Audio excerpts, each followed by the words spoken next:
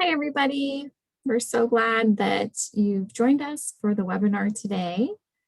We would like to welcome you to this recipient informational webinar for the Digitizing Hidden Special Collections and Archives program.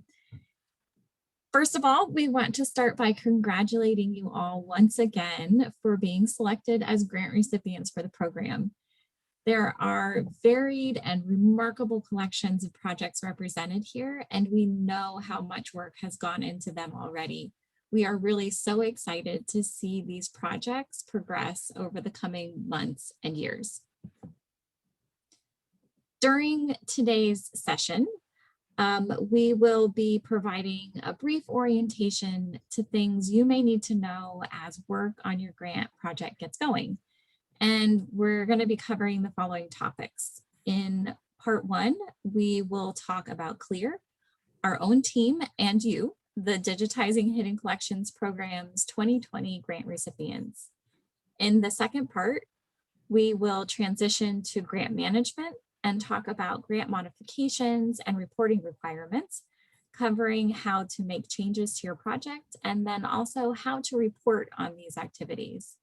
And then finally, in part three, we'll share the ways to stay in touch over the course of your project and talk through any questions that you might have. You can feel free to type any of the questions that you have in the question and answer box at any point, and then we'll answer them all at the end of the presentation. We are especially glad to welcome any of the staff who may be joining us today who might not be overseeing the projects that you're starting, but working on them day to day. It's really important to us that you hear about all of these details too, so that you understand how your work fits into your organization's grant and into the larger cultural heritage preservation efforts at CLIR. So with that, I'll turn things over to Becca for some introductions. Thanks, Joy. So we'll get started by giving you a bit of an orientation to this platform, then to CLIR, and ask everyone here to introduce themselves. Just a few logistical notes about Zoom.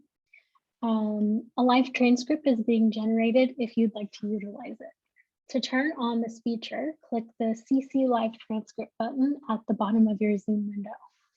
Attendees will be muted throughout the presentation. However, you're welcome to use the chat box for general conversation. If a chat box isn't already displayed on your Zoom screen, you can hover your mouse towards the bottom of the screen and open it manually. In order to send a message to everyone, remember to change the default from all panelists to all panelists and attendees. We ask that you use the separate Q&A box to ask your questions today. That can be opened the same way as the chat box. You can submit questions at any point during the webinar, and we'll save them until the end. At that point, for those of you who would like to stick around for questions and conversation, we'll promote everyone to presenter so that you can speak using your audio and video if you'd like. This changes some of the functionality of Zoom, so we won't do that until the end of the presentation. We'll give you a heads up before we get there. If you're following along with questions as they come in, you can upvote them if they're similar to your own to let us know that it would be helpful to have them answered live. The session recording and transcript will be made available on the recipient resources page of our website by the end of this week.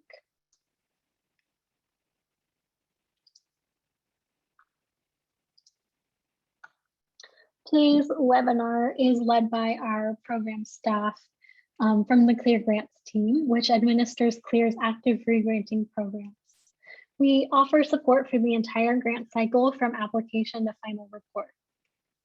Some or all of you may already know us from applicant webinars and email exchanges, but we'll do some quick introductions so you can put our names to faces.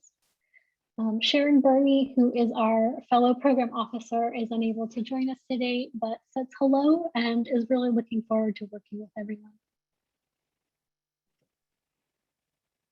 I am Joy Banks. I'm a program officer at CLIR. I live in South Florida, and we thought it might be interesting for you all to get to know us personally a little bit better since we mostly talk about your projects. So we are sharing some current shows that we're watching, and one of the ones that I just finished over the weekend was Rutherford Falls, which was a really delightful, thought-provoking sitcom on Peacock that involves a lot of Native American staff and directors and writers, and which is really, I really liked it.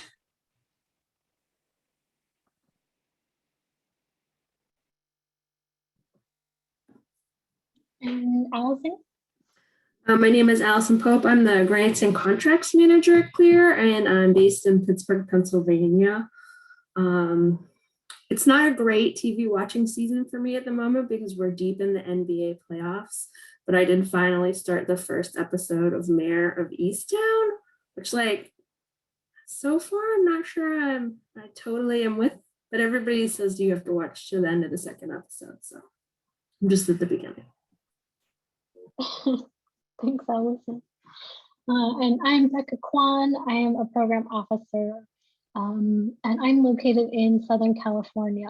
I've been watching a lot of Kim's Convenience lately because season 5 was just posted to Netflix. So we also wanted to extend our thanks to our colleagues from AI Media today who are providing captioning for this session. Our small team will provide you support through the entire grant cycle.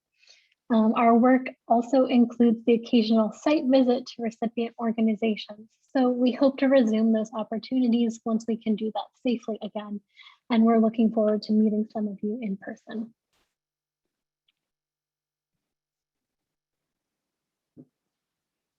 We'd like to center today's conversation by acknowledging that as residents of the US, we're speaking to you from the unceded lands of many Indigenous peoples. I'd like to respectfully acknowledge and recognize the original and current caretakers of the land, water, and air where I live, the Cahuilla, Tongva, Luiseño, and Serrano peoples, and all of their ancestors and descendants. I'm grateful to have the opportunity to live and work on their homelands and ask you to join me in acknowledging in all Indigenous communities, their elders past and present, and future generations. May this acknowledgement demonstrate CLIR's commitment to beginning the process of working to dismantle the ongoing legacies of settler colonialism.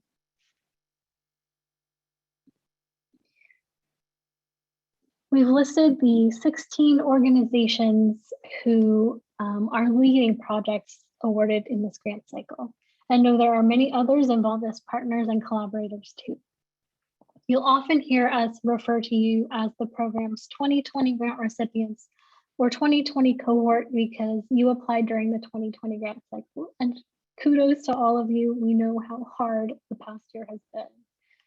Please feel free to introduce yourself and your role and your favorite TV show if you would like to share in the chat. Land acknowledgements for the areas where you live or work are also most welcome.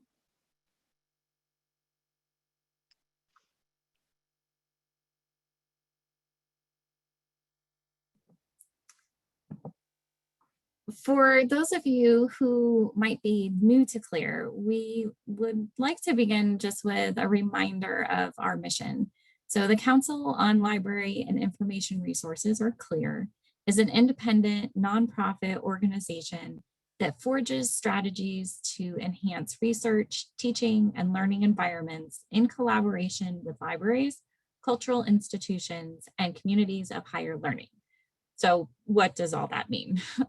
CLIR takes on a number of roles, including publishing research, convening meetings, and running programs. As an independent nonprofit, we are not part of the federal government. We are also not a private foundation. Our activities are not funded by an endowment, but rather by a combination of grants and sponsorships, which give us the flexibility to operate our programs a bit differently than the federal funders. The Digitizing Hidden Collections program is a re-granting program. which means the funds for your projects were awarded from a grant to CLIR from the Andrew W. Mellon Foundation. CLIR reapplies periodically to Mellon for the funds to operate the Hidden Collections program and award new grants. So we completely empathize with all of the work that you put in to get here. Digitizing Hidden Collections is just one of many programs administered by CLIR. In 2021, with the Foundation's support, the program transitioned to a new thematic focus, amplifying unheard voices. Initial proposals are currently under consideration, and we do expect to announce a new slate of projects in spring of 2022. There are many metrics by which the program measures its success, including but absolutely not limited to project awards and digitization outputs. As we look to increase the program's reach and equitability, we've engaged an assessment team to walk with us through this year's thematic call for proposals. And we're really looking forward to being able to share that report next summer in 2022.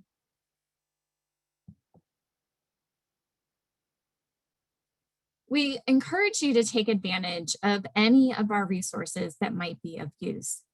CLIR has long been known for its free and open publication series on a range of topics, including, but certainly not limited to, audio archiving, library and library service design, email archiving, 3D VR visualization, data management, data preservation, and so much more.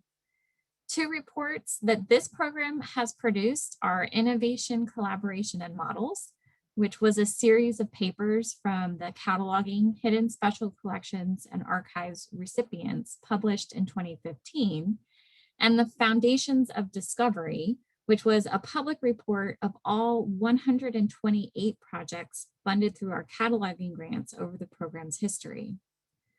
Our team also hosted 5 for 5 conversations on 5 years of digitizing hidden collections in November of 2020. Some of you may have attended, and we hope that was a valuable experience. But the virtual gathering shared lessons and resources centered on 5 themes that have emerged in the first 5 years of the program. Recordings of that event and community notes are available on our website. We do have plans to hold an in-person conference in the fall of 2022, which will take place in conjunction with the DLF Forum. Stay tuned for more details on that and think about how your project teams might want to contribute.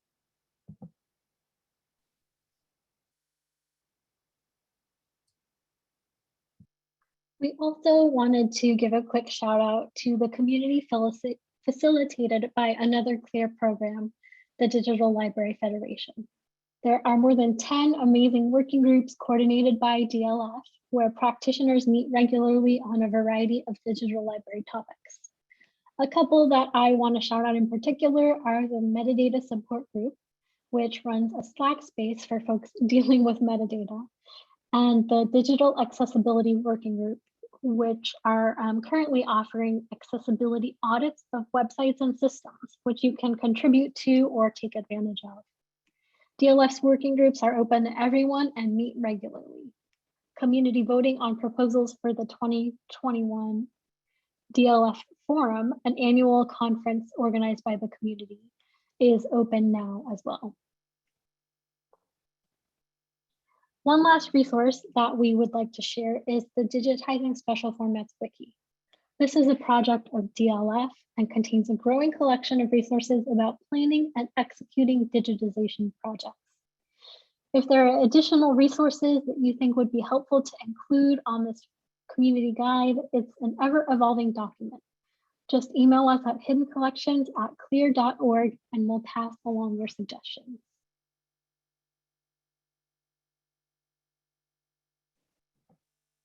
So now that you know who we are and the range of things we do as an organization, we'll move into discussion about some key administrative information for you as the latest recipients of Digitizing Hidden Collections. We realize that this webinar will contain a lot of information that just may not seem all that relevant right now, but we'll be sharing the recording and transcript online so that you can reference it or share it with others in the future. In this next section, we will share about grant modifications and reporting requirements. Although we do hope and expect that project activities listed in the approved proposals will be executed as described, we understand that unanticipated issues can arise, which may require you to deviate from the original plans that you submitted. Now more than ever, we realize that many of you are still dealing with operation hurdles that may be causing delays. We hope you understand that our job is to support your teams as you encounter the unexpected during your project timelines. Some project changes won't require pre-approval from CLIR, such as a change of project staff other than the principal investigators, or small shifts in budget expenditures. Generally, such small changes can be addressed in a project's interim narrative and financial reports. However, changes that affect the underlying terms of the grant must receive approval by CLIR. Examples of this include extensions of the project end date, changes to the PIs, any changes to the collections being digitized through the project, and significant budget reallocations. These modification requests are quite common for this program, and you should not hesitate to ask us for what you need to do to successfully complete your project. Program staff can always be reached by email at hittingcollections@clir.org. To move forward with a modification, CLIR has an online form through which recipients can notify us of these requests. Access to that form is available through a link at the top of the Recipient Resources webpage. The form needed will always be available on this page and is designed to allow the submission of multiple types of modification requests. The form includes sections on descriptive information, questions about the extension requests, other types of modification requests you might want to include, and a space to provide a brief explanation and justification of the modification. Once the form has been submitted and received, you should hear from us within about 2 weeks.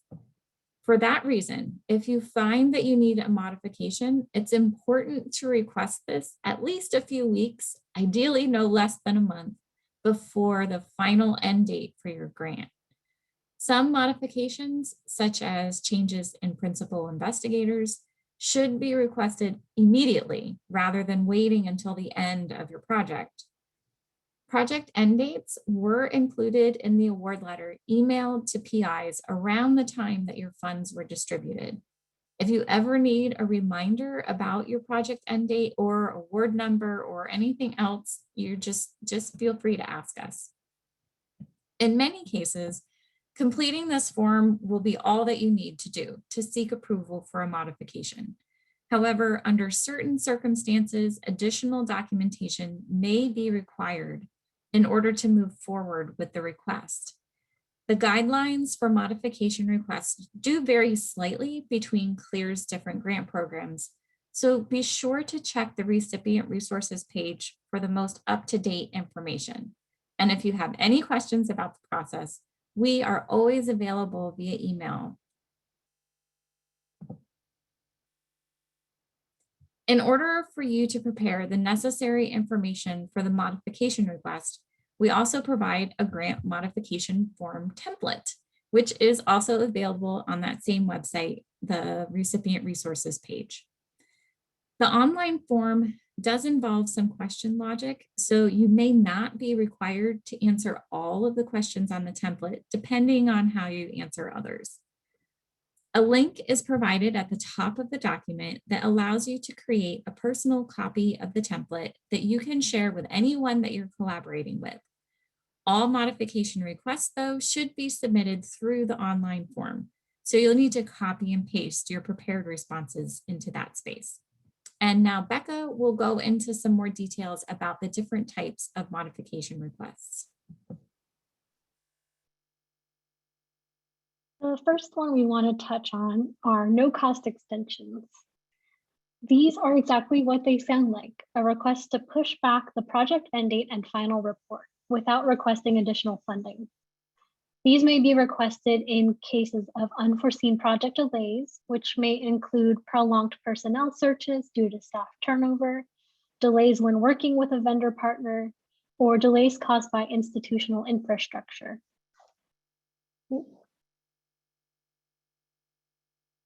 Sorry about that. No-cost extensions should be requested between 1 to 3 months prior to a project's end date. The reason we ask you to wait until these final months is that only one no-cost extension can be granted per project. And we found that requesting these closer to the end date provides much more accurate estimates of the amount of extra time that's actually needed. We encourage you to take the time now to set a calendar reminder for your team 3 months before the end of your project, so you'll know when it's time to request an extension if you need one. You may also want to set a reminder for reporting deadlines as well. It's important to note that extensions cannot be granted for projects whose end dates have already passed. We cannot emphasize enough the importance of paying attention to this date. It's also worth noting that project end dates typically come 3 months before your final report deadline, since some people have been confused about this in the past. We recommend standard project extension lengths of either 12 or 6 months. On the request form, you're able to enter a custom date, but we can make an alternate recommendation. In most cases, the modification form is often sufficient for staff to evaluate extension requests, but as Joy said, we may request additional information or documentation. The next kind of change that you might need to make are changes to the principal investigators, or PIs, during the period of the grant. All of CLIR's grant management tasks require current contact details for every grant's PIs, so it's important we know when a PI departs your organization and that their responsibilities have been transferred to somebody else. In order to complete a change of PI, you'll also be required to supply via email a letter on institutional letterhead from the head of the organization or department. The letter doesn't need to be long, but should include the name and title of the new PI, as well as the date the change will become effective. A CV for the new PI will also be requested for our files. On occasion, you may find it necessary to spend grant funds in a manner other than originally proposed in your application. Reallocations of grant funds are allowable, but these changes must be approved by CLIR staff prior to the funds being spent. To initiate this process, complete the online grant modification form. Any proposed use of reallocated funds should be aligned with the original goals and scope of the project and within the current guidelines for allowable and disallowed costs for the program. As a rule of thumb, for smaller hidden collections projects under $200,000, CLIR generally doesn't require notification for those that are less than 5% of your budget. For all projects, you can just ask us if you have any doubts about whether you need to complete a modification form or not. You'll be asked to provide the amount of funds remaining in the grant, how much, if any, of the original funds will be remaining at the close of the project, and a brief description of how the funds will be spent. Staff may request additional information, but we'll let you know what we need. All of this information can be found on our recipient resources page. If we update any of our grant modification procedures, that's the place to look for reference.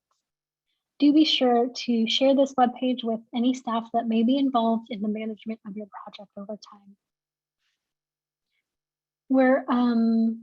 We're available to answer any questions about modifications. And as we mentioned, they are not uncommon with this program, and we're always seeking ways to make your project successful. For more complicated requests, You may find it helpful to set up a conversation with us prior to submitting, and we're happy to do that if you get in touch via email.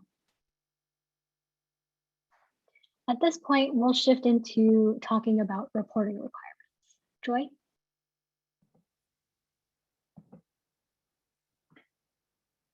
So the recipients of Hidden Collections grants are required to submit reports, both narrative and financial, through our online system on or before the dates outlined in each of your award letters.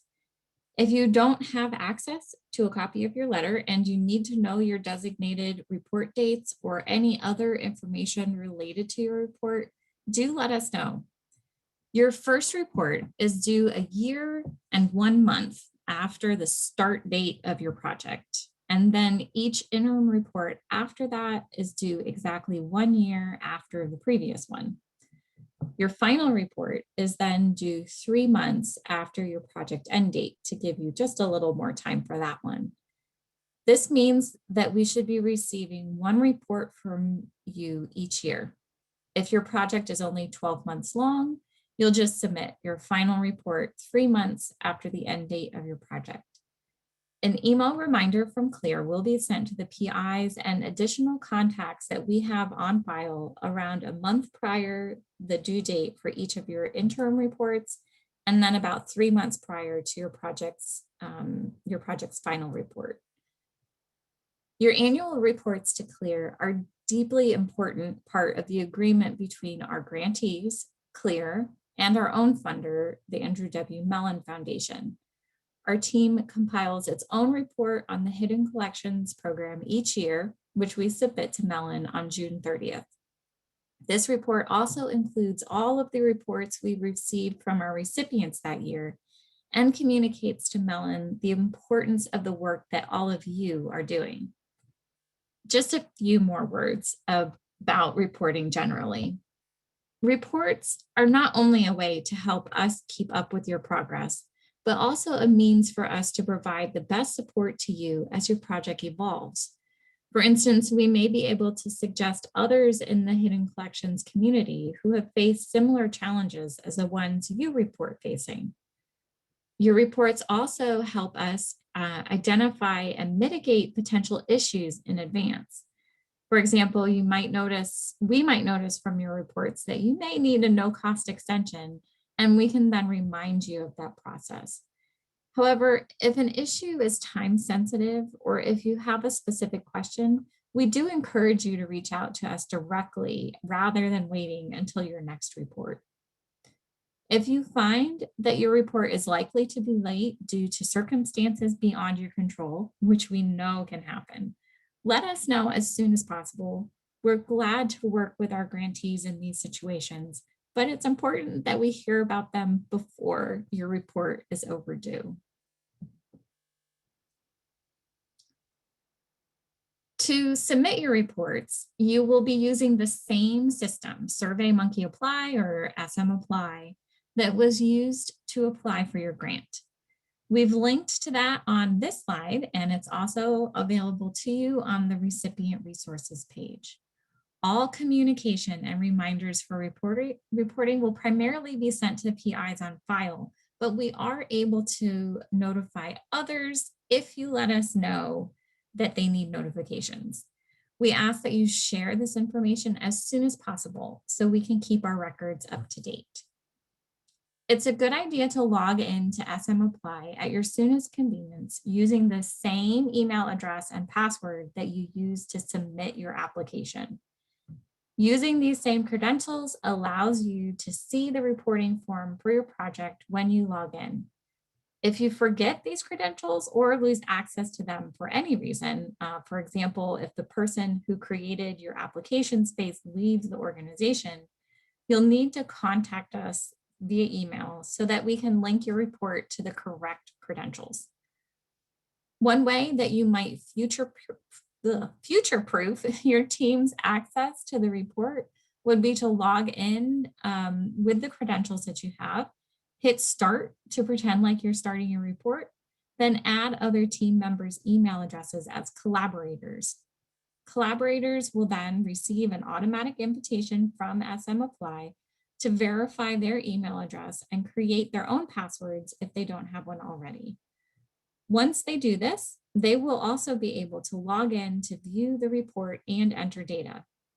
One of the system's safety measures ensures that only the proposal owner is able to submit a report. So if one of the collaborators eventually needs to be the person that submits, that person will still need to contact us to make sure that this can happen.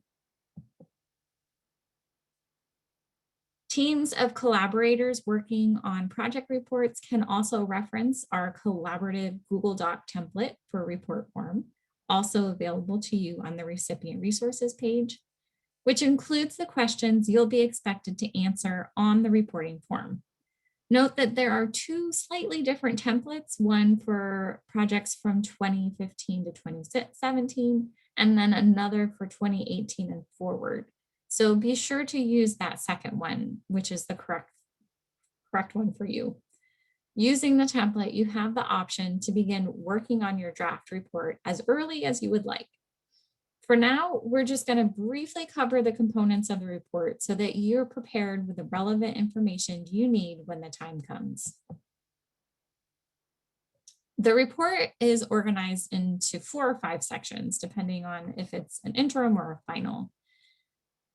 When writing your report, the first place to start is the final proposal that you submitted to CLIR during the application process. All sections of the report should demonstrate the project's consistency with these original ideas. Of course, some variations are to be expected as the project adapts to real-life scenarios and new opportunities. Small differences between the planned approach and actual project work can be explained in the narrative report. However, as we mentioned earlier, grantees will need to request grant modifications for more substantive changes, particularly those regarding the budget, timeline, or your deliverables. Overall, it's important to demonstrate to CLIR and to Mellon that the scope and goals of the project continue to reflect the proposals selected for funding by CLIR's independent review panel.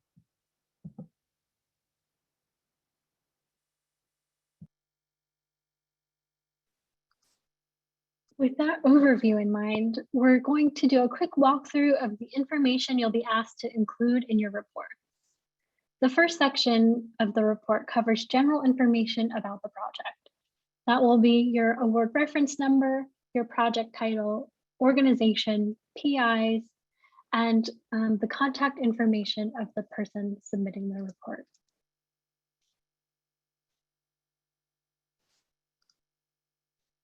The next section asks you to provide a narrative assessment of your project.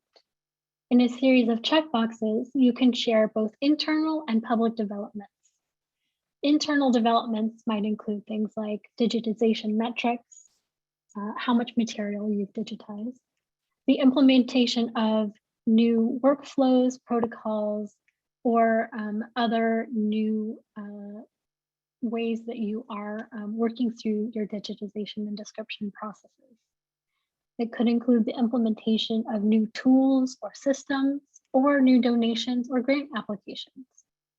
We also want to hear about public developments, such as the creation of new blogs, social media accounts or websites, or content that's created for existing ones, research guides, online or physical exhibitions, or news articles.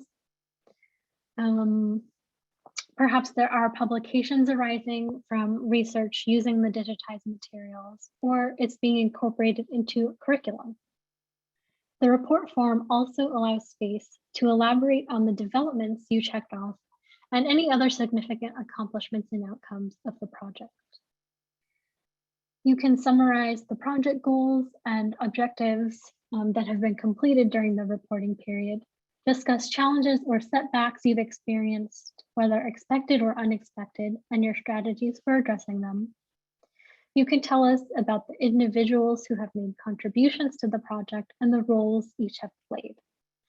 And finally, you can celebrate any outreach initiatives or future plans.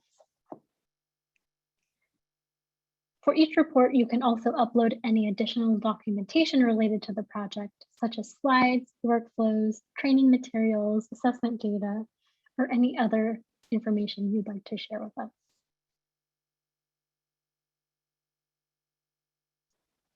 The next section will ask for information about 3 things: the quantity and types of materials you proposed to digitize compared to what has been digitized during the reporting period, the master file formats and quantities proposed compared to what has been created during the reporting period, other quantities of deliverables you want to note for us, such as metadata records created, linked data URIs produced, authority records created, or other statistics. To complete this part of the report, it will be helpful to refer to your original proposal. So it's a good idea to check now to make sure that a copy of that report is stored somewhere that your reporting team can access it when the time comes. Compiling these numbers will be much easier if you plan now to track them as your project proceeds. So setting up a shared document to do that will be something you'll thank yourself for later. CLIR has an Excel template that you can use if you wish, located on the recipient resources page.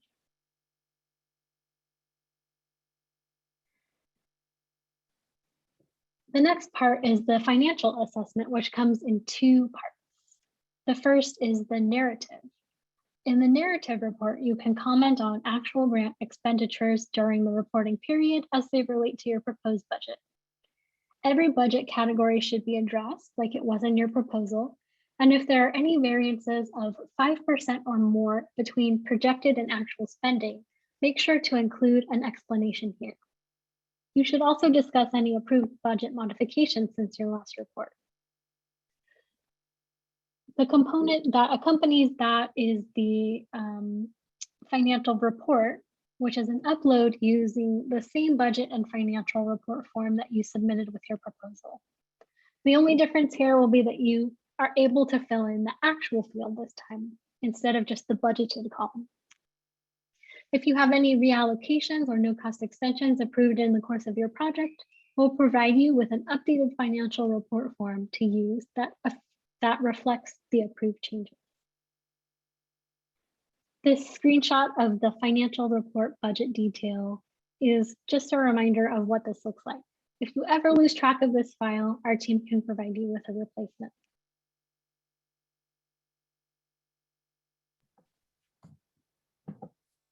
When it comes time to submit your final report, as opposed to your interim reports, you'll include a final project assessment, which has 4 required components.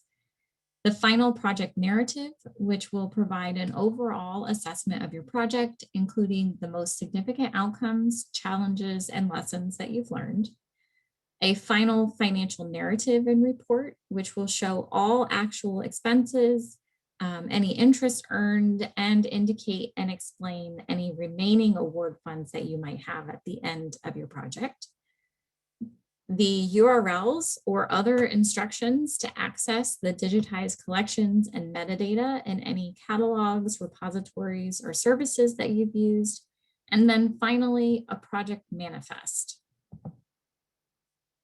The project manifest is a spreadsheet which includes the names and locations of a representative sampling of the digital files. Normally, these will be the access copies, as well as any notations about checksums and restrictions for these files.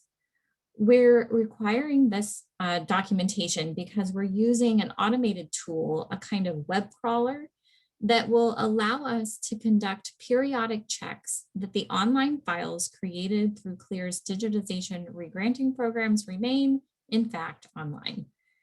Note that CLIR's template for this does have multiple tabs on it, including one that has instructions, so do be sure to read through all of those. Taking a look at this template now, which is available on the recipient resources page, and building completion of this document into your workflow will help you save time later. For those of you who work with vendors, Often your digitization vendor will return a spreadsheet to you that will be very similar to what you need to submit here. And you should be able to adapt that vendor spreadsheet for this template. If you work out your file naming conventions at the start of your project and ensure your vendor names your files exactly according to your needs, most of your work for this requirement will already be done. If you leave it until the end, though, it might take some scrambling to pull it all together. So we do strongly recommend coming up with a strategy for compiling this data during the course of your project work. Of all the pieces of the final report, this document is really what allows us to verify that you've created the deliverables agreed upon when you accepted the grant. This evidence will be critical to our own reporting to the Mellon Foundation, so we really do appreciate your help in making this possible for us. We know that all of this was a lot of information, and we've reached the final section of our presentation. We're hoping to share some brief information about modes of communication before we turn over to questions and discussion. Becca? Thanks, Joy. So first, we want to point towards the organization-wide acknowledgement guidelines created by CLIR's Director of Communications, Kathleen Smith, that may be useful to anyone drafting news items about the project. These contain boilerplate language, information about the use of our logo, and other relevant info. The link on the slide will take you to those guidelines, and this resource is also available on our resources page. These provide assistance for a variety of situations, such as news releases, social media posts, press events, and so on. While not required, Kathleen's happy to review any formal press releases for accuracy prior to their publication.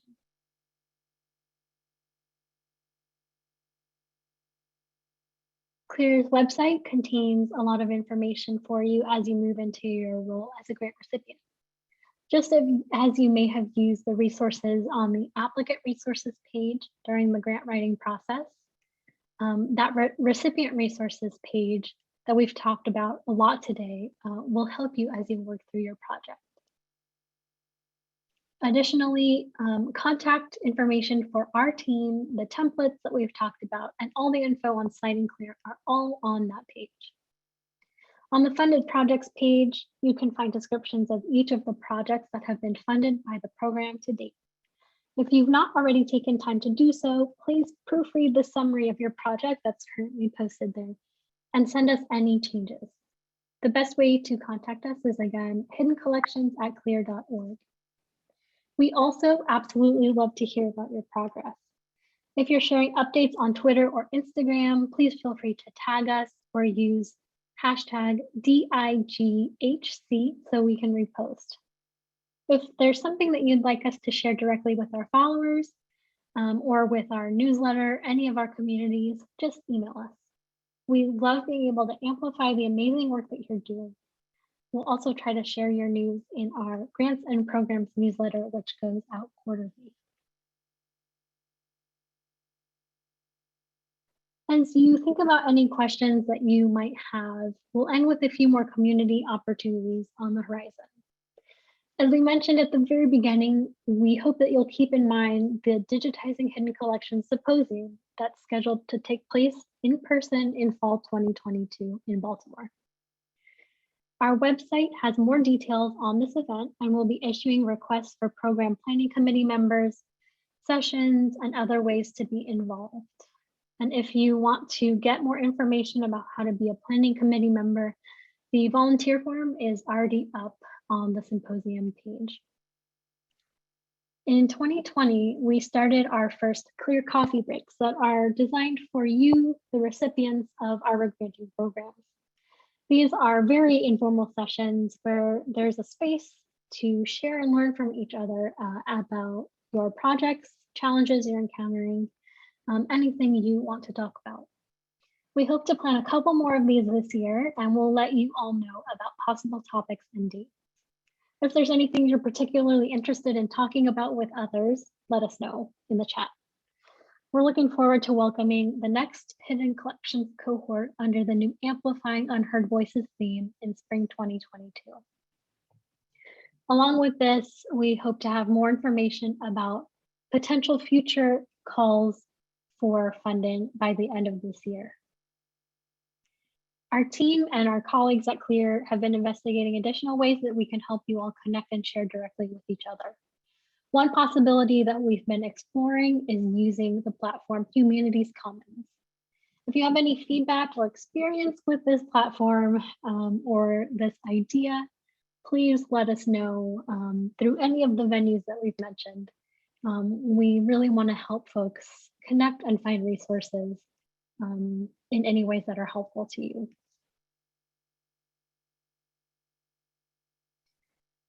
So thank you so much for joining us. If you have any questions at all, we'll shift to answering them now and allow a little bit of space for conversation. We'll promote you all to presenter in case you'd like to activate your audio and video. If not, using the chat box is totally fine. So please submit any questions that you may have.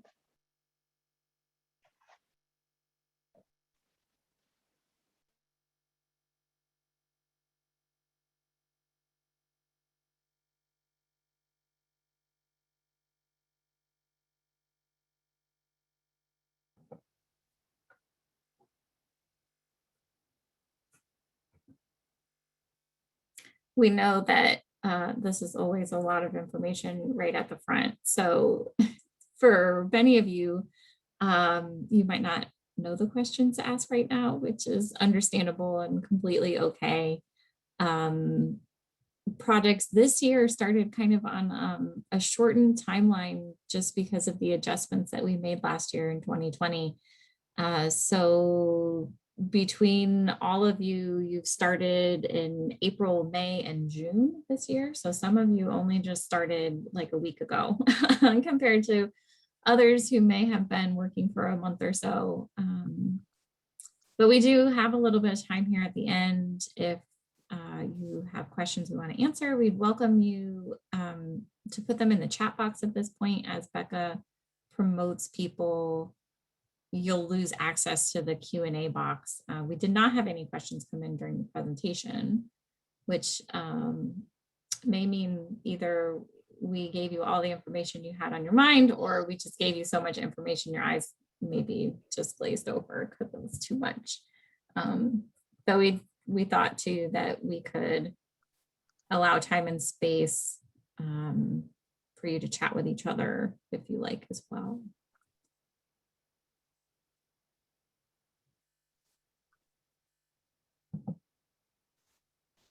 And if anyone has updates about activities that you've already completed, we would love to hear about those.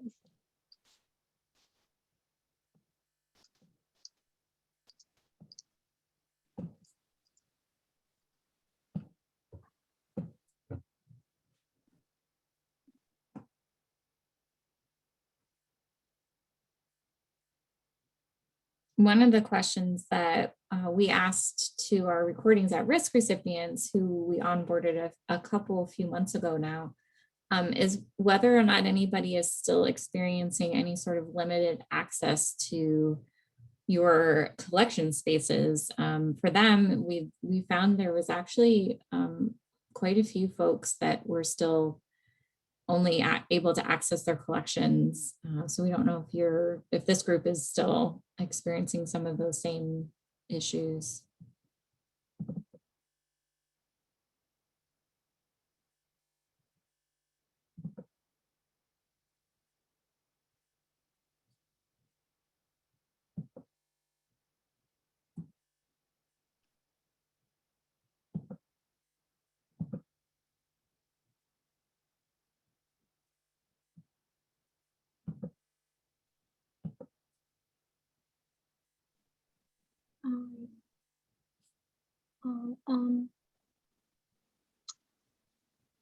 Please remember as we go that we are here to answer any questions that you have throughout the process.